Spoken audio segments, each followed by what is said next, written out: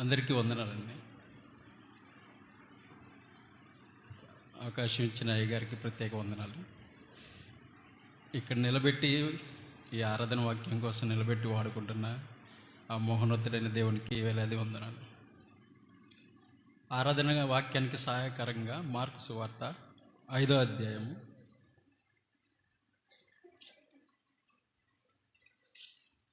Mark సువార్త 5వ అధ్యాయము నేను చదువుతానండి. 1-2. వారు ఆ సముద్రమునకు అద్దరినున్న గెరానేనుల దేశమునకు వచ్చిరి. ఆయన దోణి దిగగానే అపవిత్రాత్మ పట్టిన వాడొకడు సమాధులలో నుండి వచ్చి ఆయన ఎదురుపడెను. 6వ వచనము. వాడు దూరము నుండి యేసును చూసి పరిగెత్తుకొని వచ్చి ఆయనకు నమస్కారం చేసి, యేసు, సర్వోన్నతుడైన దేవుని కుమారుడా, నాతో నీకేమి? నన్ను బాధపరచుకోమని దేవుని పేరిట నీకు ఆనబెట్టుకుంటున్నానని బిగ్గరగా కేకలు వేసింది. 13వ వచనము. యేసు వాడికి సెలవీయగా ఆ పవిత్రాత్మలు వానిని విడిచి పందులలో ప్రవేశింపగా ఇంచుమించు 2000 సంఖ్య గల ఆ మంద ప్రపాతం నుండి సముద్రము దారినడిగా పరిగెత్తుకుని పోయి సముద్రంలో పడి ఊపిరి తిరగక చచ్చెను. 15వ వచనం. జనులు జరిగినది చూడవెళ్ళి యేసు వద్దకు వచ్చి, సేనాను దెయ్యములు పట్టినవాడు బట్టలు ధరించుకొని స్వస్థచిత్తుడై కూర్చుండి ఉండట చూచి భయపడి. 20వ వచనము. వాడు వెళ్ళి యేసు తనకు చేసినవన్నీ దెక్కపులిలో ప్రకటింపనారంభింపగా అందరూ ఆశ్చర్యపడిరి. చిన్న ప్రార్థన చేసుకుందాం. మహాపరిశుద్ధుడా, మహోన్నతుడా, పరిశుద్ధమైన ఘనమైన అతి శ్రేష్టమైన నామమునకు లెక్కలేని వందనాలు, స్తుతులు, స్తోత్రాలు లేడి. ఉదయకాల ఆరాధనలో ఈ సమయంలో నాన్న పాటలలో అన్నింటిలో మీరు తోడుగా ఉన్నందుకు వందనాలు నాయన. ఈ ఆరాధన వాక్యంలో కూడా మాకు తోడుగా ఉండండి. మీరు ఏది మాట్లాడాలో అది మాట్లాడండి తండ్రి. ఇగోనా వినగల చెవులనైనా గ్రహింపగల హృదయాన్ని మాకు దయచేయండి. ఇగోన బలహీన నన్ను మరుగుపరుచుకొని నీ బోరగా వాడుకొని ఇగో తండ్రి సత్యాన్ని నిజాన్ని ప్రకటించి కృపను దయచేయమని నిన్ను ఘనంగా బలంగా ఆరాధించి కృపను దయచేయమని వేడుకుంటూ యేసు అనే శక్తి గల నామంలో ప్రార్థిస్తున్నాం తండ్రి. ఆమేన్. మీ అందరికీ ఒక చిన్న విన్నపం అండి. నేను మాట్లాడేటప్పుడు కొందరి హృదయాలు నొప్పించవచ్చు, దయతో క్షమించండి. నొప్పించవచ్చు కొందరి హృదయాలు. అయితే నేను మాట్లాడే కాదు ఇది. నేను వాస్తవానికి ఈ వాక్యం ఆరాధన వాక్యం కోసం సిద్ధపడుతున్నప్పుడు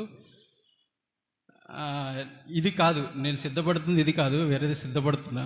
దేవుడేమో మళ్ళీ ప్రార్థన చేసుకుంటున్నప్పుడు ప్రిపేర్ అవుతున్నప్పుడు కూడా దేవుడు వేరేది ప్రేరేపిస్తున్నాడు. మాట్లాడని ప్రేరేపిస్తున్నప్పుడు నాకు భయం కలిగింది. అందుకని మీకు విన్నపం చేస్తున్నాను. దయచేసి ఎవరు కూడా ఎవరి హృదయాలను నేను ఒప్పించి మాట్లాడలేదు. దయచేసి ఎవరు అది తీసుకోదు. ఇది దేవుని మాటగా తీసుకోండి. అర్థమైందా? మనకి లోకంలో చాలామంది సెలబ్రిటీస్ ఉంటారు. సెలబ్రిటీస్ అంటే ఒక పేరు ప్రఖ్యాతులు కలిగిన వాళ్ళు. సపోజ్ క్రికెటర్స్, స్పోర్ట్స్ మెన్స్ ఉంటారు. క్రికెటర్ కోహ్లీ అంటే కోహ్లీ అని పడి చచ్చిపోతూ ఉంటారు. ధోని అని చచ్చిపడిపోతూ ఉంటారు. లోకంలో చాలామంది హీరోలు ఉంటారు. వాళ్ళని చూసి పిచ్చిగా వాళ్ళు పిచ్చి ప్రేమ అనమాట. వాళ్ళని అంటే ఆ పిచ్చి ప్రేమ అంటే వాళ్ళని ఆరాధిస్తున్నారు. ఎంతగా అంటే పిచ్చి అనమాట. వాళ్ళు నిజంగా చెప్పాలంటే ఆ హీరోలు కానీ ఆ సెలబ్రిటీస్ కానీ వీళ్ళకి ఏం చేయకపోయినా కానీ వీళ్ళు ఆరాధిస్తూ ఉంటారు. వాళ్ళు ఎక్కడో ఉంటారు, వీళ్ళు ఎక్కడే ఉంటారు. ఇక్కడ ఉండి వాళ్ళని పిచ్చిగా ప్రేమిస్తూ ఉంటారు, ఆరాధిస్తూ ఉంటారు. ఏమి చేయకపోయినా ఆరాధిస్తున్నారు. మన దేవుడు మనకి ఏమి చేయకపోయినా మనం ఆరాధించాలి, అవునా కదా? కానీ మన దేవుడు అన్నీ చేసే దేవుడు. ఎంతగా చేసే దేవుడు అంటే మనందరం సాక్షులమే. మనందరం ఒకప్పుడు ఏ స్థితిలో ఉన్నవాళ్ళమో ఎలా ఉన్నవాళ్ళమో మనందరం సాక్షులమే. అంత చేసిన దేవుణ్ణి మనం ఎంతగా ఆరాధించాలి? అంత చేసిన దేవుణ్ణి మనం ఎంతగా ఆరాధించాలి? ఇక్కడ ఈ చదివిన వాక్యంలో ఈ యొక్క ఏదైతే ఇది ఉందో దీన్ని మొత్తం అందరికి తెలిసిందే. ఆ యొక్క దెయ్యాలు పట్టిన వాడు అక్కడ పడి ఉంటే యేసుక్రీస్తు వారు అటు వెళ్తూ ఆయన్ని స్వస్థపరిచాడు. బైబిల్లో ఇటువంటి స్వస్థత పడిన వారు చాలామంది ఉంటారు, అవునా కదా? మార్కు సువార్త, మత్తయి సువార్త, యోహాను సువార్త, లూకా సువార్త, ఏ సువార్త చూడండి, 4 బైబిల్లో స్వస్థపడిన వారు చాలామంది ఉన్నారు. స్వస్థపడిన వారు ఉన్నారు, జీవితాలు మార్చబడిన వారు ఉన్నారు. వాళ్ళల్లో ఎంతమంది దేవుణ్ణి ఆరాధించారు? ఇప్పుడు సపోజు గుడ్డివాడికి చూపించాడు దేవుడు, అవునా కదా? 10 మంది కుష్ఠరోగులు స్వస్థత ఇచ్చాడు. 10 మంది కుష్ఠరోగులకు స్వస్థత ఇస్తే ఏం జరిగింది? అక్కడ 9 మంది వాళ్ళకి వెళ్ళిపోయారు. ఒక్కడు మాత్రం తిరిగి వచ్చాడు దేవుని దగ్గరికి. ఒక్కడు మాత్రం తిరిగి వచ్చాడు. 9 మంది వెళ్ళిపోయారు. అలాగే 38 సంవత్సరాలుగా వ్యాధితో ఉన్న వ్యక్తిని స్వస్థపరిచాడు దేవుడు. అలాగే మృతుడైన లాజర్ను కూడా తిరిగి లేపాడు, అవును కదా? అలాగే శతాధిపతి దాసుని స్వస్థత పరిచాడు. దయ్యం పట్టిన గ్రుడ్డివానికి, మోగ వ్యక్తికి స్వస్థత దయచేశాడు. కానని స్త్రీ కుమార్తెకి స్వస్థత దయచేశాడు. ఇలా చెప్పుకుంటూ పోతే కుష్ఠిరోగి స్వస్థపరిచాడు. పేతురు అత్త జ్వరంతో ఉన్నప్పుడు స్వస్థపరిచాడు, అవునా కదా? ఇక్కడ కూడా దెయ్యాలు పట్టిన వాడిని స్వస్థపరిచాడు. రక్తస్రావంతో ఉన్న బాధపడే స్త్రీని స్వస్థపరిచాడు. ఓచి చేయి గలవాడిని, కాళ్ళు చేతులు గలవాడిని స్వస్థపరిచాడు. ఇలా బైబిల్లో ఎన్నో స్వస్థతలు ఉన్నాయి. రాసినవే కొన్ని ఉన్నాయి, రాయనివి ఎన్నో ఉన్నాయి. వీళ్ళల్లో ఎంతమంది తిరిగి దేవుడిని మరలా వచ్చి కలుసుకొని ఆరాధించారు? ఎంతమంది ఆరాధించారు, ఎంతమంది వదిలేసి వెళ్ళిపోయారు అని మనం గ్రహిస్తే, అయితే వీళ్ళల్లో తిరిగి వచ్చిన వాడు ఒకడైతే ఉన్నాడు. తిరిగి వచ్చి ఎవడు ఇప్పుడు అంటే చాలామంది ఉన్నారు, కొంతమంది ఉన్నారు. ఇప్పుడు 10 మందిలో 9 మంది వెళ్ళిపోయినా ఒకడు వచ్చాడు. ఈ ఏదైతే దెయ్యాలు పట్టినవాడు ఉన్నాడో ఆయన్ని స్వస్థపరిచిన తర్వాత దేవుని దగ్గరకు వచ్చాడు. వచ్చి మాట్లాడుతున్నప్పుడు ఏమన్నాడండి యేసుక్రీస్తు? నువ్వు వెళ్ళి నీ కుటుంబంతో కలిసి మాట్లాడమన్నాడు. కానీ వాడేం చేశాడు? దెకపొలిలోకి వెళ్ళి, అంటే దెకపొలి అంటే 10 గ్రామాల 10 పట్టణాల సమూహం, ఒక జంక్షన్. అంటే ఇప్పుడు నందిగామ ఈ చుట్టుపక్కల ప్రాంతాలకి ఒక పట్టణం ఎలా ఉందో, ఈ చుట్టుపక్కల ప్రాంతాలన్నిటికీ ఒక జంక్షన్. అన్ని పట్టణాల ప్రాంతాలకు దెకపొలిలోకి వెళ్ళి యేసుని ఏం చేశాడు? ఆరాధించాడు, ఘనపరిచాడు, యేసు యొక్క కార్యాలను ప్రకటించాడు. వాస్తవానికి మన జీవితాల్లో ఎన్నో కార్యాలు జరుగుతూ ఉంటాయి. ప్రకటించాల్సిన మనం, ఆరాధించాల్సిన మనం అంటే మళ్ళా చెప్తున్నాను, కొంతమంది ఇప్పుడే అడుగు పెడుతున్నారు. దయచేసి వాళ్ళ కోసమే చెప్తున్నా, మిగతా వాళ్ళు కూడా నొచ్చుకోవద్దు. నేను చిన్నప్పుడు సినిమాకి వెళ్ళేవాడిని. మనలో చాలామంది రక్షింపబడి ముందు సినిమాకి వెళ్ళే వాళ్ళు ఉన్నారు, సినిమాలు చూసిన వాళ్ళు ఉన్నారు. సినిమాకి వెళ్ళేటప్పుడు పెద్ద సినిమా వచ్చిందనుకో, పెద్ద హీరో సినిమా వస్తే విజయవాడ వెళ్ళేవాళ్ళం. విజయవాడ వెళ్తే అక్కడ క్యూ లైన్లో ఉంటే బయటకు వచ్చిన తర్వాత మా చొక్కాలు చినిగిపోయాయి. చెప్పులు లేకుండా విజయవాడ నుంచి నందిగా వచ్చేవాళ్ళం.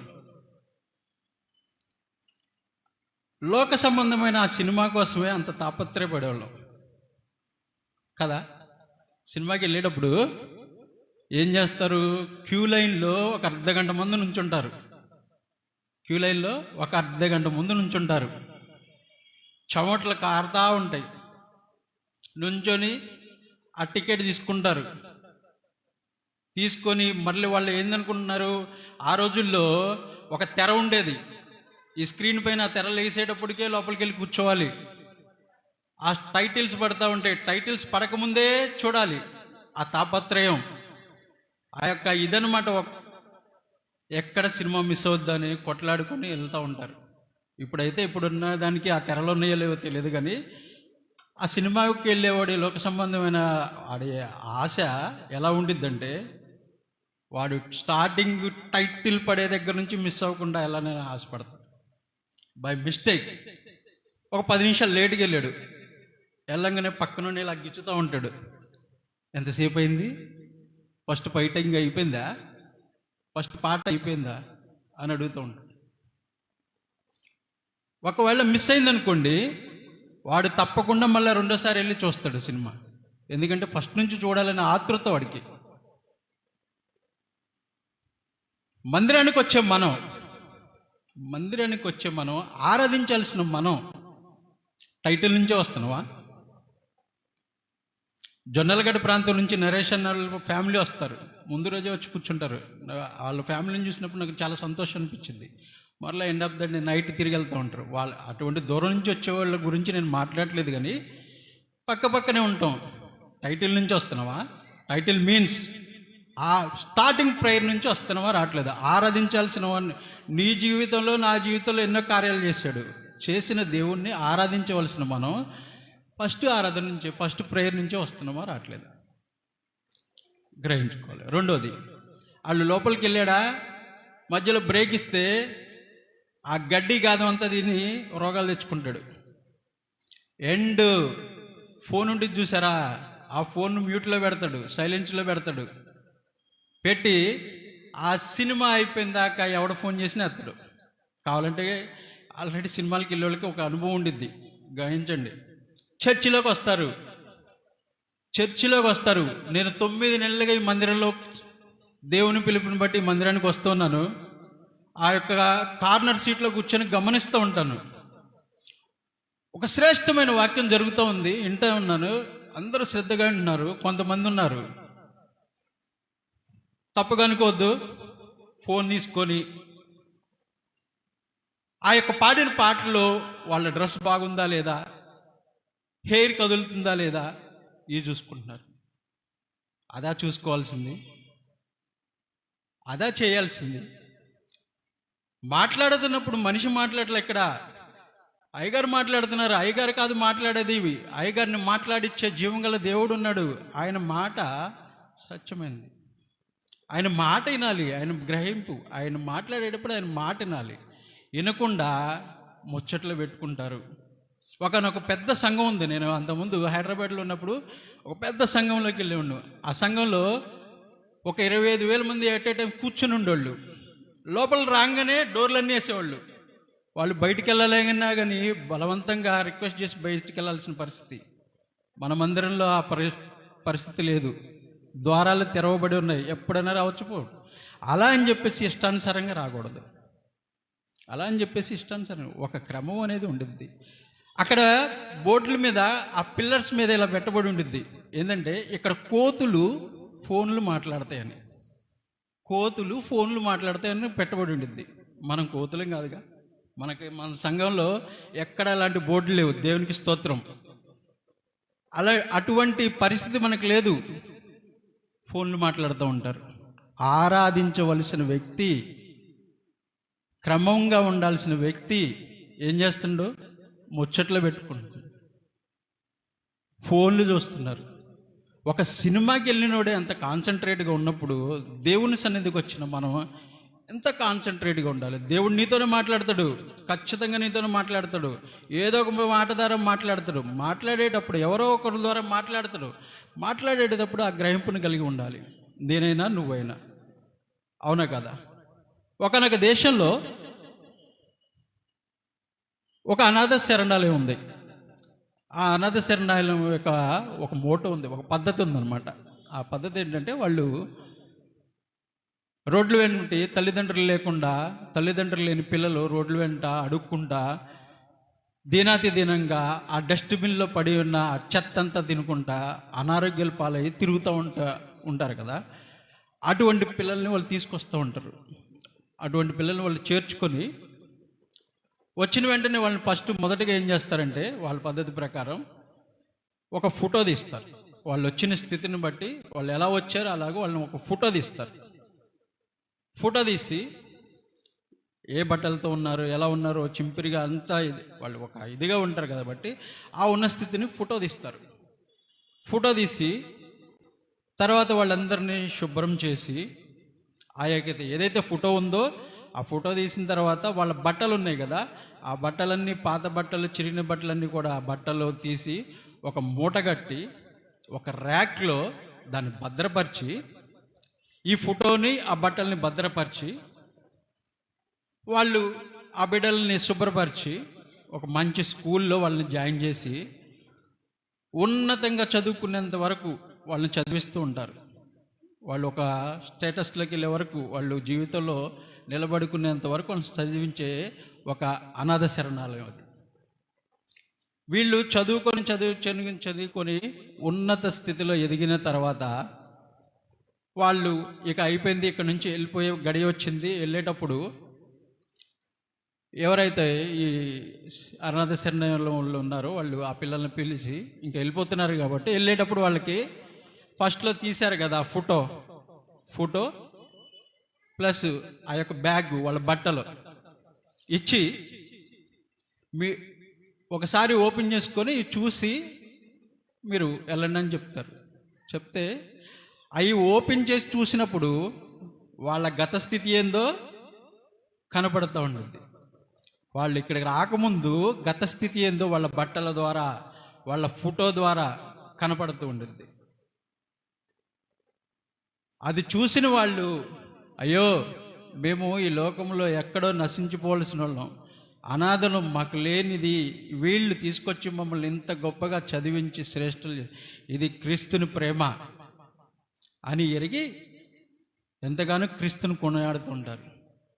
నువ్వు నేను కూడా నిజంగా చెప్పాలంటే అటువంటి స్థితిలో నుంచి వచ్చిన వాళ్ళమే. అంటే తల్లిదండ్రులు లేని స్థితి కాదు, కానీ పాపంలో కొట్టుమిట్టాడుతూ, పాపంలో లోకంలో కొట్టుమిట్టాడుతూ బతుకుతున్న వాళ్ళమే. మనల్ని అంతగా ఆయన రక్షించి, అంతగా ఆయన మనల్ని క్షమించి, స్వస్థతలనిచ్చి, ఆరోగ్యాలనిచ్చి, ఉద్యోగాలు ఐశ్వర్యాలు ఇస్తే మనం ఆరాధించవలసిన మనం ఏం చేస్తాం? సమయానికి కనపడం. ఆరాధించవలసిన మనం ఆరాధించాం. ఆరాధన వాక్యం అంటే ఏంది అసలు? పాటలు అంటే పాటలు పాడుతున్నారు. ఆరాధన వాక్యం అంటే ఏంది? ఆయన చేసిన మేలును, ఆయన మన పట్ల చూపిన కృపను మనం బాహటంగా, నా పట్ల మీరు చూపిన కృపను బట్టి, కనికరాన్ని బట్టి, నన్ను మార్చిన విధాన్ని బట్టి అని గట్టిగా బిగ్గరగా ఆయన ఆరాధించాలి. అవునా కదా? ఆడేం చేశాడు? ఆ దయ్యాలు పట్టినాడు ఏం చేశాడు? ఊరకుండలా చాలామంది వెళ్ళిపోయారు. 9 మంది వెళ్ళిపోయారు, లేకపోతే ఇంకో కొంతమంది బైబిల్లో చాలామంది వెళ్ళిపోయారు. వాడు వెళ్ళలా, దెకపల్లిలోకి వెళ్ళి ఆయన చేసిన మేలుల్ని, ఉపకారాలని, ఆడు స్వస్థపరచబడిన విధానాన్ని మళ్ళీ ఇక్కడ లైన్లో చూస్తామంటే, నిజంగా చెప్పాలంటే ఆ పందులు కాసేవాళ్ళు కూడా వెళ్ళి చెప్పారంట జనాలకి జరిగిన విషయాన్ని, చూసిన విషయాన్ని ఆ పందులు మేపేవాళ్ళు కూడా వెళ్ళి చెప్పారు జనాలకి. అది చూసిన జనం, విన్న జనం వచ్చి అక్కడ ఆశ్చర్యపోయింది.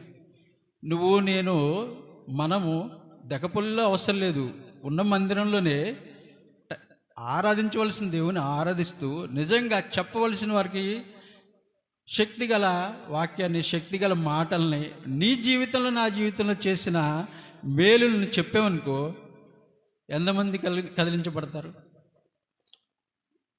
రేపు మీటింగ్స్ జరుగుతుంటే నేను అనుకుంటున్నా, ఇప్పటి వరకైతే బెరాకా చర్చిలో మీటింగ్ ఫస్ట్ టైం, చర్చికి అయితే వస్తాను ఫస్ట్ టైం. నేను అనుకుంటున్నా రోడ్డు బయట కూడా కూర్చుంటారని నేను విశ్వసిస్తున్నా. మీలో ఎంతమంది విశ్వసిస్తున్నారు? రోడ్డు బయటకు కూడా కూర్చుంటారని. ఎందుకంటే మనమే నీ పట్ల, నా పట్ల జరిగిన కార్యాలని మన ఇంటి పక్క వారికి, మనతోటి వారికి, నశించిపోతున్నారు ఎంతోమంది ఉన్నారు. నీకు కలిసి ఎవరో రోడ్డు మీద కనపడతారు.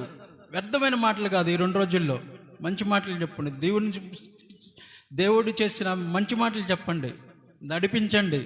వచ్చినప్పుడు వాడు కూడా వాళ్ళల్లో ఎవడైనా కానీ స్వస్థపడితే వీడి వలె వెళ్ళి దెక్కపొల్లో ప్రకటిస్తాడు.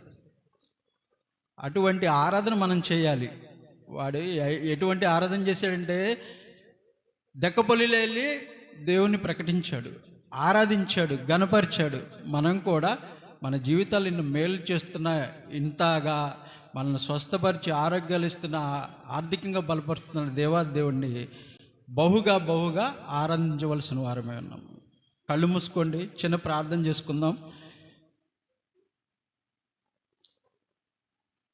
యెహోవా రఫా, యెహోవా రఫా, స్వస్థపరిచావే వందనమయ్యా, స్వస్థపరిచావే వందనమయ్యా, నన్ను స్వస్థపరిచావే వందనమయ్యా, నిన్ను పూర్ణ మనసుతో ఆరాధింతు, నిన్ను పూర్ణ బలముతో ప్రేమించేదన్, నిన్ను పూర్ణ మనసుతో ఆరాధింతు, నిన్ను పూర్ణ బలముతో ప్రేమించేదన్.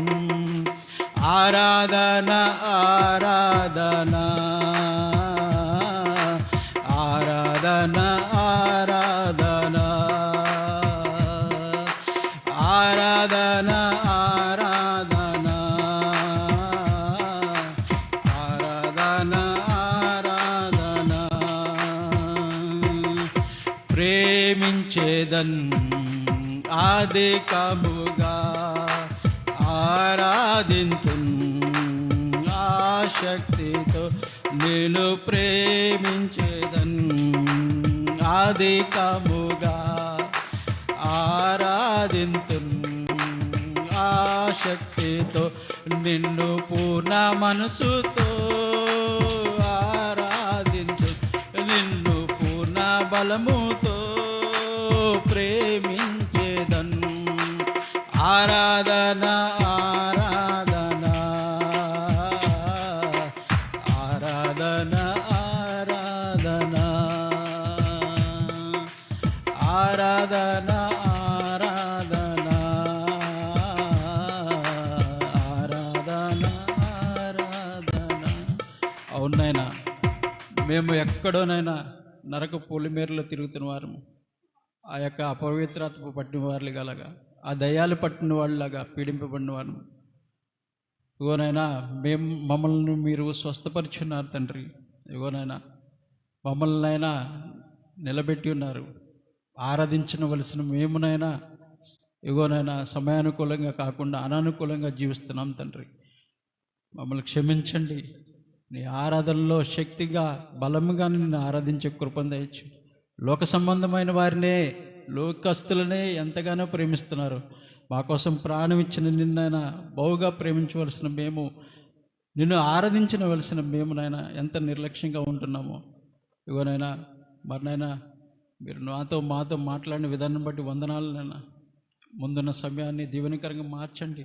రాబో దినంలోనైనా ఈ యొక్క బెరాక సంఘం ద్వారా నీ నామం బహుగా ఆరాధించబడాలైనా అటువంటి కార్యాలు జరిగించమని వేడుకుంటూ యేసు అనే శక్తి గల నామమున ప్రార్థిస్తున్నాం తండ్రి.